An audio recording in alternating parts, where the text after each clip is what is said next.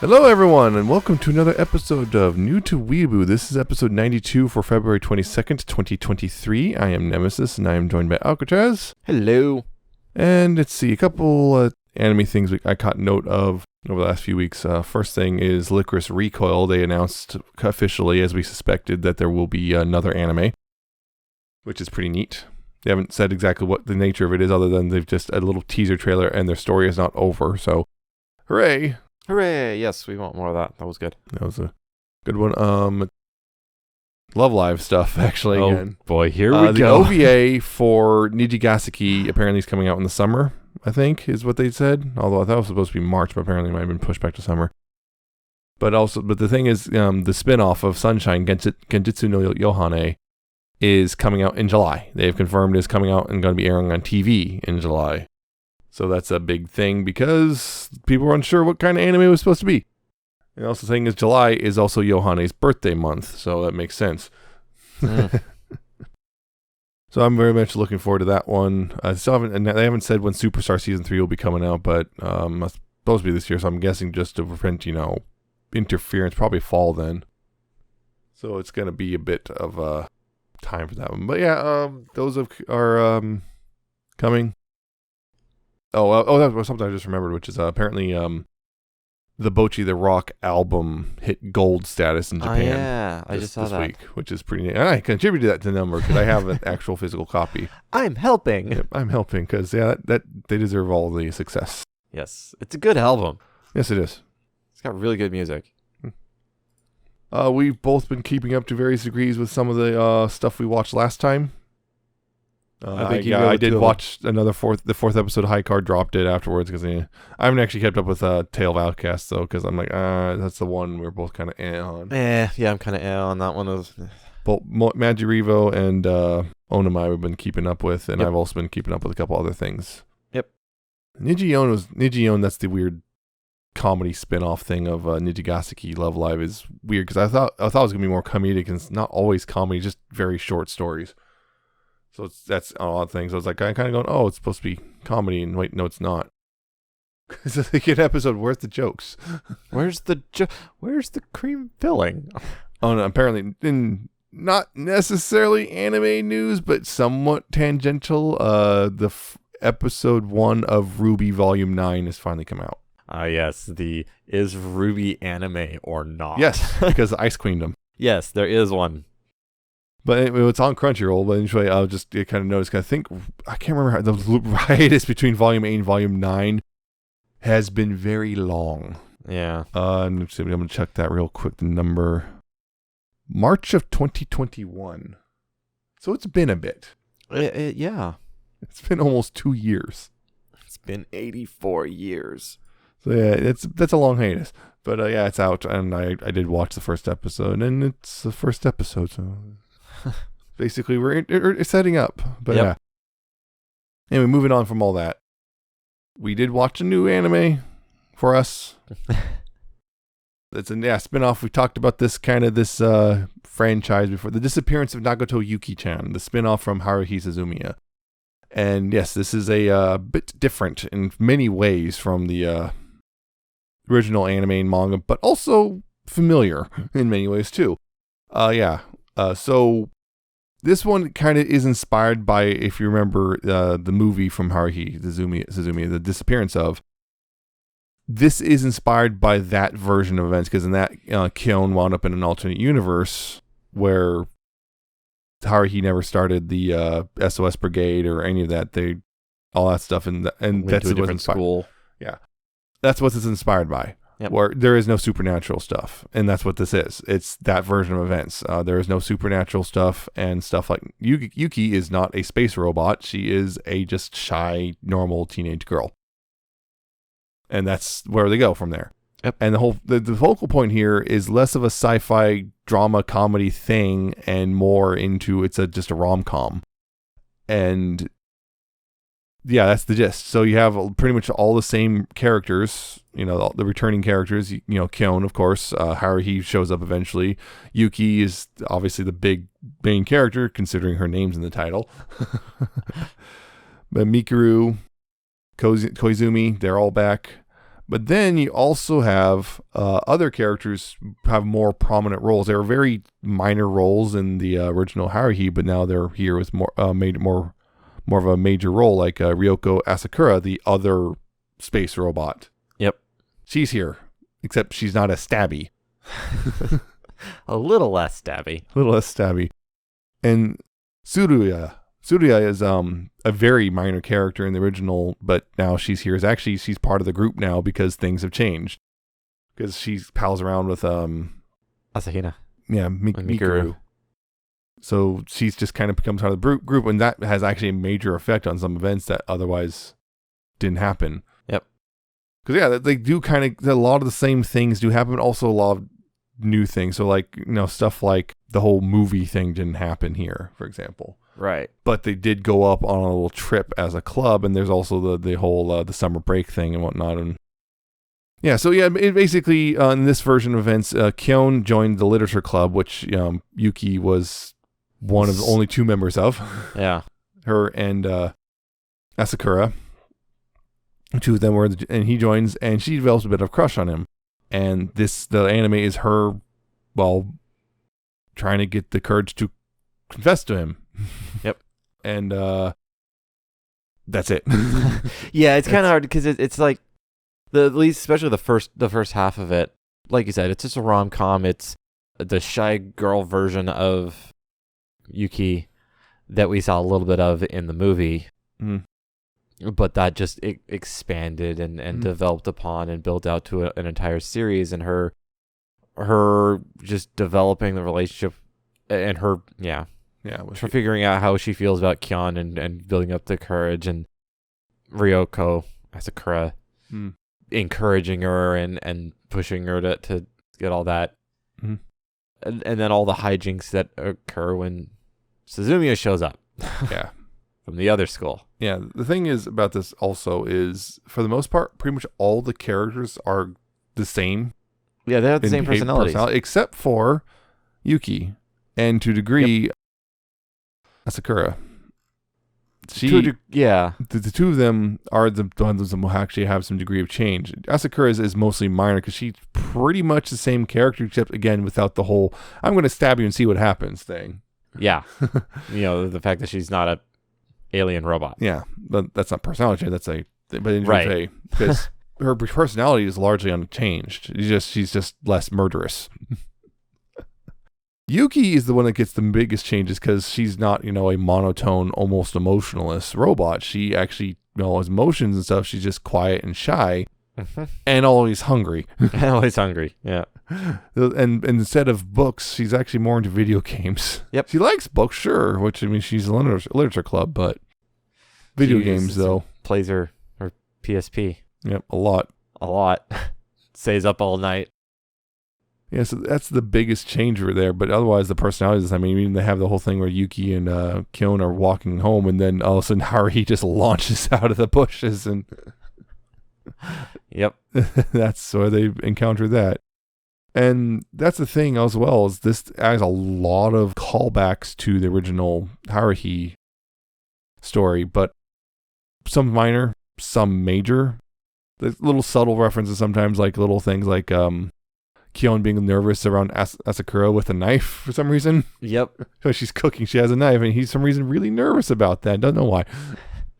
Or just a little thing like that, and then sometimes the major callbacks, like just a bit where Kyon is talking to Koizumi about how they went to a hot spring, which is apparently owned by yes, Tsuruya's family, and he's just talking about they have a mansion on a deserted island, and they had a little murder mystery thing. It's like, oh geez. Yep, that's a direct reference to the events of the other series. Yeah, so there's stuff like that. They reference other things like there was a reference to.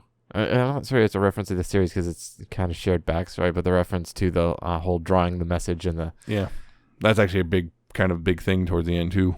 Yeah, I saw the reference. I was like, wait, are they actually saying the supernatural stuff still happen in this universe? Nope. Oh, nope. She's just into it, and she did the same things. It's just there was no actual supernatural. There was no time traveling Kyon. It was just a middle school age Kyon. Yep. But still has the weird John Smith thing. Yep. Oh, yeah, she remembers it better than he does because, yeah, there's a little bit there. Yeah, there was that little bit. So yeah, a large chunk of it is focus on Yuki and her attempts to get closer to Kyo and all that stuff, and her sometimes of course getting embarrassed by things, and she gets embarrassed a lot. Yeah, and quite easily. Yeah, so other characters are like like for example, Mikuru, Asahina. She's reduced to significantly in her role. Yeah. For example, Koizumi as well. Koizumi just disappears for large chunks of time. Whereas in the original, he was kind of often the person that would have to talk to Kyon about stuff and kind of explain things to him. Yep.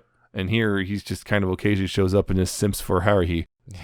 Well, what other point does he have? His entire point was being supernatural and explaining the supernatural, and we got rid of the supernatural, so what else is there? Yeah. That's the other thing about that was, in the original, the other thing was like, we have to keep Haruhi happy because, the reality itself is at stake. Right. And that's not a thing here, so it's interesting that because of that, Haruhi doesn't get her way as every single time because it's not important. Yeah, it's like there are some cases where it's like the only person willing to go along with Haruhi is just Koizumi, and everyone else is like, nah. Yeah, and that's just because Koizumi's a simp. Yeah. The thing, that's different. It's a little bit different there. Whereas in the original, it's just vaguely implied that Koizumi is attracted to Haruhi, and here it's blatant. Like he just says, yeah, I like her a lot. Yeah, because she was the only one willing to talk to him because he was the weird kid because he showed up late. Kid. Yep. Yeah, because the whole group's kind of expanded because Haruhi just kind of shoves her way into this other school's group, and then even to the point of somehow getting herself a pass. Yeah. It's like, her capability at gaining access scares me. Yep. But yeah, so now Asakura and Tsuruya are part of the group, and that changes things. Dynamics change, and like for example, Asakura, big one. She's actually one of the people who's actually willing to stand up to Haruhi and like talk her down. Yep. Kyon could try in the original series, for example, would try to stand up to her, but very rarely was able to completely talk her down. Asakura can and does, and then Tsuruya, because apparently she's connected to a rich family. She changes events, like things go different ways because, well, she's rich. And so, okay, yeah, sure. She's cheating at life. Yeah. In the original, there was a bit where they went stargazing. This had a fairly standard consumer level telescope. Wasn't that the OVA? Well, in the original, I'm talking about. Yeah. And that they had a consumer level. This was Endless 8. Yeah, the Endless 8. And they had just a fairly standard consumer telescope, and then she just brings this one that needed a crane to get up to where they were. Yep. Because it's a massive one. It's like, yeah, it's whatever. Sure. It's a powerful telescope. So we got little differences like that, and wind up going to Hot Spring instead of what was in the original. They did something different. Oh, that was the island. Yeah. On the island, they went to a hot spring. So stuff like that. Yeah. Yeah, and this one was is that the one with the window? Yep, the window. Yeah. There's a couple's hot spring or something. So there's a little thing that you could pull a lever. Because these hot springs are usually divided by gender and whatnot. So yeah. The little window is like, peek in. Because it can only open from the girl's side was the thing. Yeah.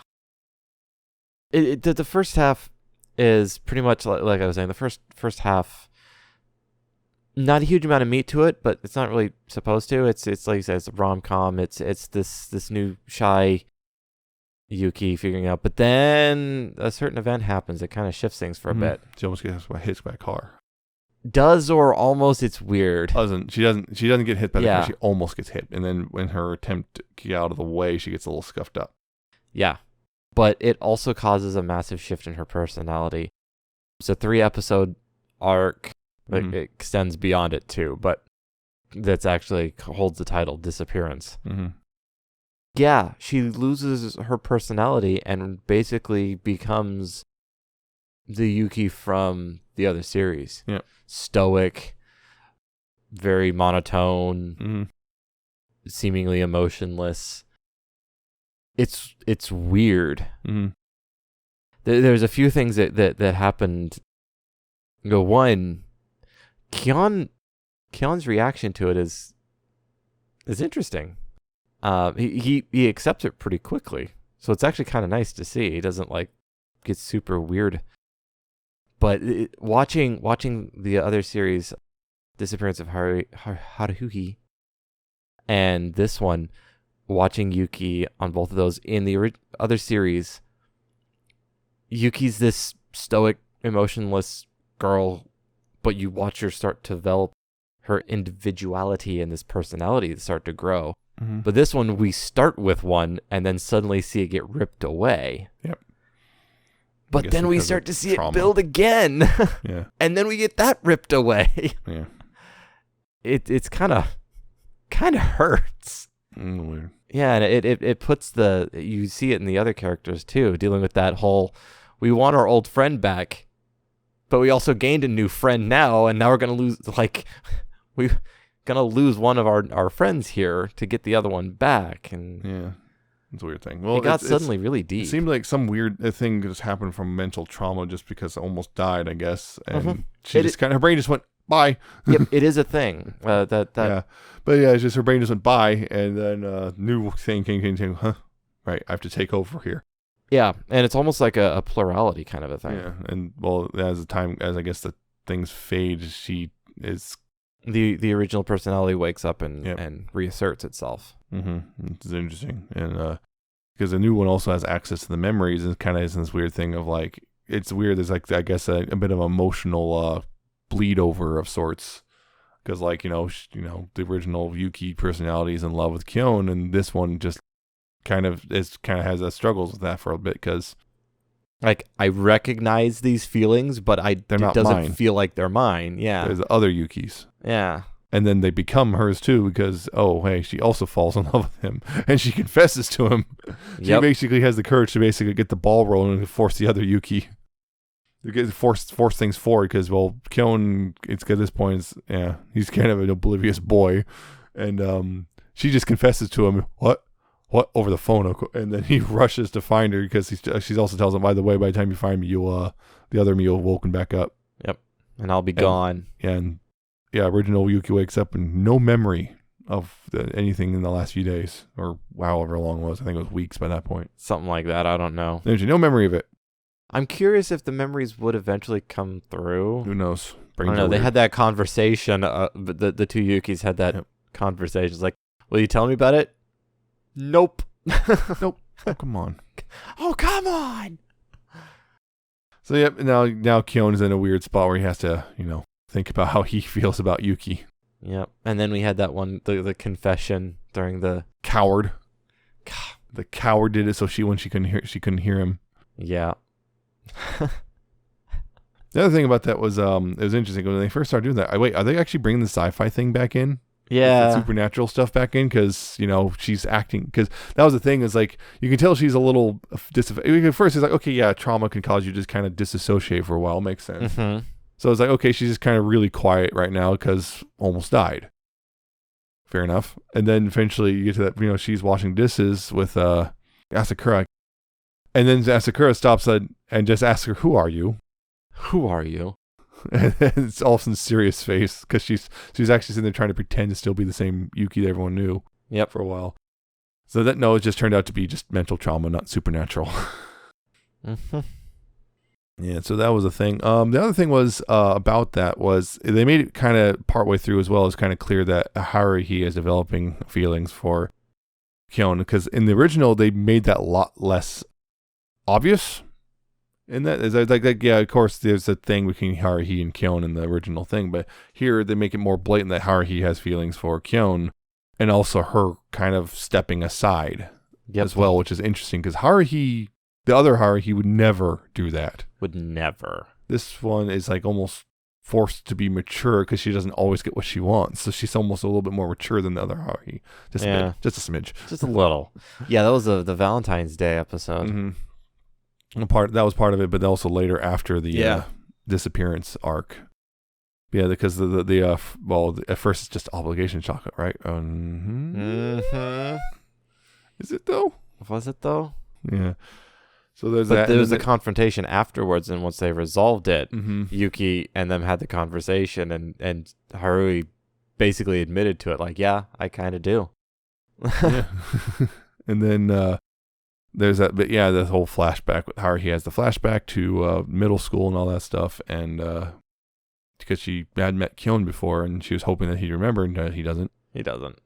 So there's that whole thing, and it makes it pretty clear. Yeah, she has feelings for him too, but she is pushing those aside for Yuki and him, because it's become pretty clear his attention is actually on Yuki for the most part, when it's not on Mikuru. Yeah. Well, that's weird. That's interesting because for the most part, actually in this anime, that's not the case. Whereas in the original, he was pretty, obvious about his physical attraction to Mikuru, right? Yeah, but here, they toned it down really a not lot. there much until the OVA, where suddenly really the rears OVA his just head. ramped it up. There is a little bit, but barely. Mm-hmm. Yeah, they toned that way Which is weird. down. That's the other thing, but the OVA feels really weirdly disconnected from the rest of the anime because of that, in part because of that. Yeah, it does. And the OVA is basically just an extended last episode of the sort of. That's not really extended, but it just takes the last episode of the series and just adds the story to it. Mm-hmm.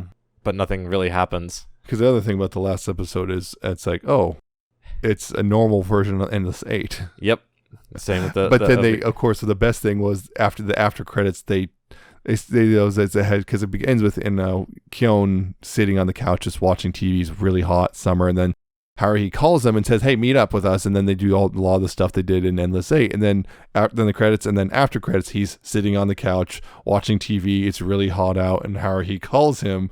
And then he's like, something about this is familiar, and you're like, no, they would not, no, not again. And then it's just what's bothering him. I forgot to do my homework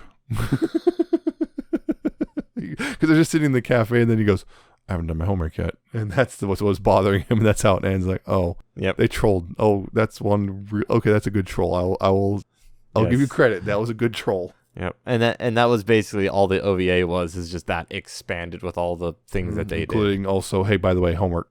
Yeah, but hitting the homework problem all throughout the entire OVA instead of just at the very end of the Endless 8, finally getting to the homework. Yeah, and like even blatantly borrowing the bit where Haruhi's leaving, he has to stop her in slow motion because that's like a thing. Yep, just referencing the Endless 8.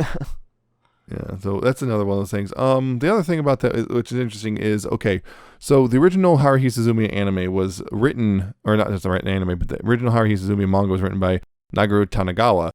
This was written by Puyo, different person entirely. And then on top of that, the anime for the original Haruhi was done by Kyoto Animation. This was done by Satellite.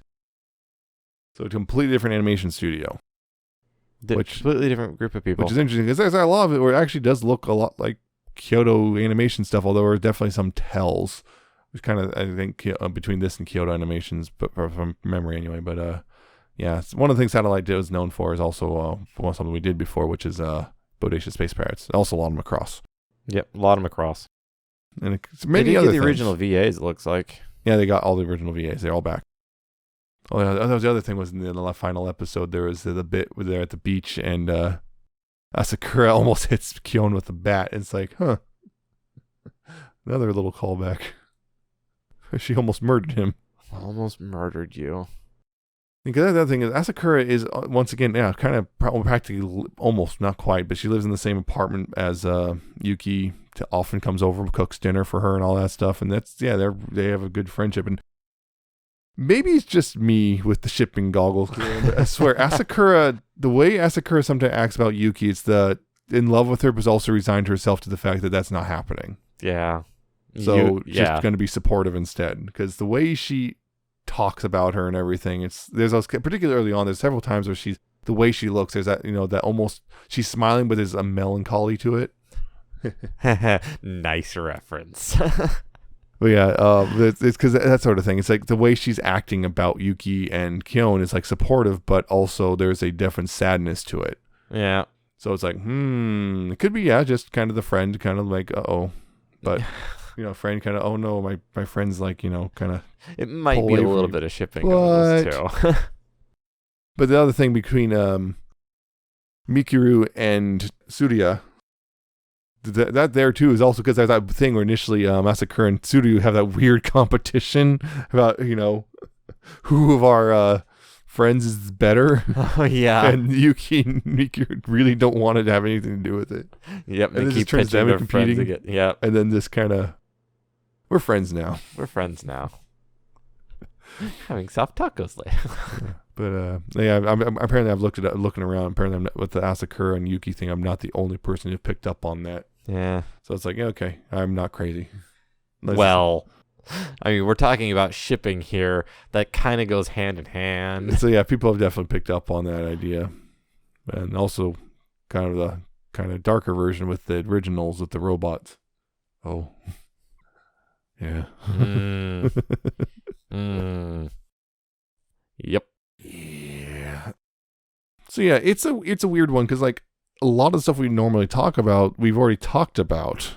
Yeah, like we normally go into the characters. We've already done that. We've already done. The characters are the same, other than the personality differences between Yuki and it's a different, much more laid back. It's a much lower stakes story overall. There's no supernatural stuff. There's no weird things going on there. It's just a bunch of high schoolers hanging out. And yeah, the dynamics are largely the same, although there are some differences because between just the supernatural stuff not happening and two characters being there that weren't there before, really, things have changed. Yep. It's really good though. It is. It's still pretty good. Yeah. I will say this: it definitely doesn't hit quite the same highs that Haruhi, the original anime, does, but it also thankfully doesn't hit the same lows it does. It doesn't have the endless 8. It doesn't have the whole thing with the movie. If you remember that. Oh yeah, and making the movie. Yeah, Haruhi, doing her thing. Right. It doesn't hit the same lows either, so it's kind of in a weird spot of like it better balanced, but yeah, it doesn't. It's one of those, because they're not taking as high of stakes. Yeah. It's like you can only hit the highs if you take the risks, and they didn't take. There's no risks here, so I guess. But what there is still pretty good. It's still the same characters, and if you like the characters from Haruhi, you'll probably like this too. And that's pretty comes down to just kind of alternate take on what if from the disappearance of Haruhi's Suzumiya movie. The what if that was presented there, it's then presented here. Yep. And just shift who's the main character, because also apparently a lot of people really like Nagato Yuki, but also they changed Nagato Yuki, so it's like, are they still going to like her if she's different? I still like her. Yeah, but great. She is a different character now, essentially, and she's pretty much the only of them all. She's only one of two characters that has any significant changes from personality-wise from the original. So that's one of those things. Yep. Because she's kind of goofy weirdo sometimes too. Yeah. Because like having silly faces and whatnot. So, yeah, again, that's one big difference. That's one of the big tells is like how this is different from the original.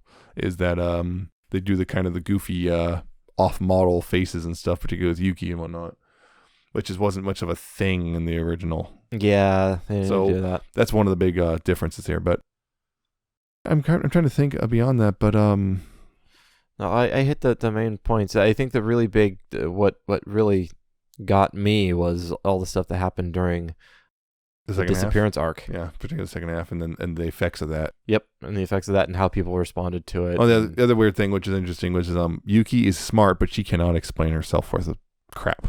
Which is sort of a subtle reference to her robot. Yeah, because they even do the little noises and stuff at one point too. And then when she has the trauma thing, suddenly she can explain things just fine. So Kyon takes advantage of that to help him with his homework and stuff. Yep. And then it's gone. Well, that's gone too. Aw. Still tries though. The OVA ends with I'm going to copy your homework. Yeah, well, that's not explaining. That's just copying. That's totally different. Yeah, it's just funny. Good luck. You should have to show your work. Yeah. Lots of moments between Yuki and Kyon. Kyon kind of oblivious. Yuki like, oh my gosh. All blushy. Doki doki, all that stuff. or Kyon, or the opposite, where Kyon's going, this is weird, and she probably hates me. Yeah. She probably hates this, is super annoyed. And Yuki's just like, this is amazing. I am the happiest I've ever been. Yeah, it's classic rom-com kind of thing. Yep, classic rom-com stuff. Just misunderstandings are the big motivator of the plot. Yep. So it's It's fun. It's fun. nice. It's a fun time, but also definitely Not different from the world-shaking. original and whatnot. So if you just like the idea of seeing, the characters you like in a slightly different storyline, then yeah, probably still check it out. But yeah, if rom-coms aren't your thing, you're going to probably be bored. Yeah. Because I know people will just check out when it comes to rom-coms. And yeah, Kyon, that's actually, I would say Kyon generally is less pervy as a character in general, at least from what we've seen, for the most part, except for the OVA, where Except for the OVA, suddenly really focuses on melons. He Yeah. really likes melons. a lot. Both the actual fruit and the other kind. Yep.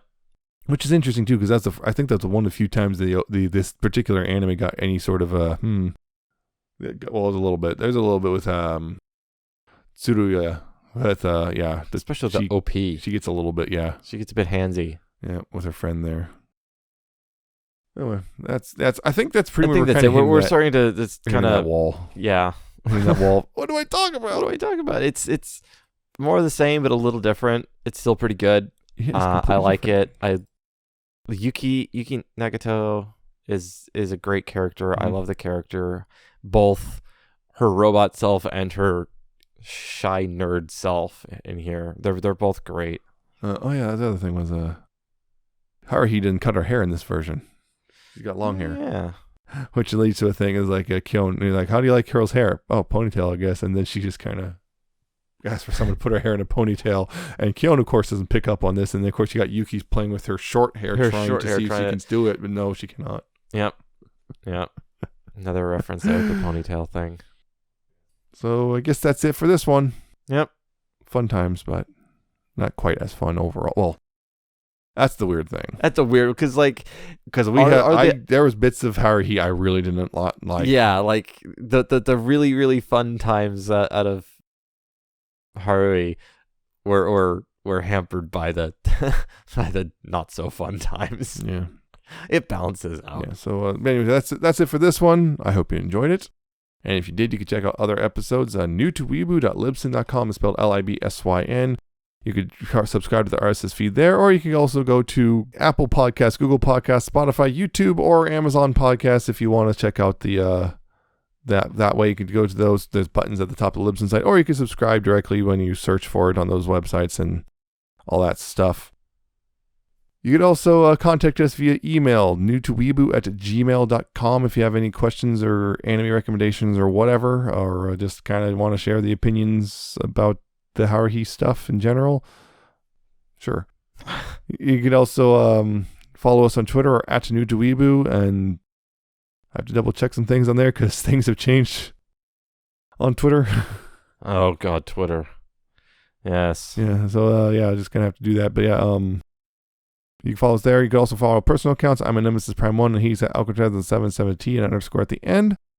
So yeah, there's a thing there. I'm back reviewing Love Live figure. Yay, you got the full set now. Well, kind of, because there's 4 characters that aren't figures yet. And you're just doing the Tetos and the Mikus. I do like my Lloyd's, local Lloyd, Uta Lloyd. Yeah. I like cute things. I like Teto and Miku. So yeah, that's it for this one. Join us next time. It'll be March, and we'll be talking about Magia Records Season 2 and 3. We're going to finish that off. Finally getting to those. I'm finishing that out finally. So while we're still waiting for the next movie. God. Come on. I want more. I want to see that resolved, dang it. Yeah. Or if who knows if it's actually going to be resolved. Who knows? They could just leave it hanging again. Please don't. Don't do this to me. Or if you're going to leave it hanging, say, oh, by the way, yes, we're immediately working on another movie. Oh, thank God. Or another season. Or something. Don't leave me hanging. Don't. I can't take it. Yeah, so we'll be diving back into the Magia record a bit because we got to finish that one off. Mm-hmm. One of the several things we started haven't finished. Well, there's of course was one of them. I really hesitant about finishing ever, namely The Promised Neverland. Oh yeah, that's the one I heard the bad. Season thing. 1 was amazing, and I've heard nothing but bad about Season 2. Yeah, so Maybe that's in the air. Yeah, because it's like I don't want to spoil it, but also I'm curious. I don't It want to becomes- ruin it for myself, but also I'm very curious about how. Yeah, it becomes one of those morbid curiosity things. Yeah. So anyway, that's it for this episode. Hope you had a good February. Hope your March will go great too. I don't know. I'm not you. I don't know you. So yeah, that's it for this one, and we'll see you next time. So take care of yourselves, and goodbye. Bye.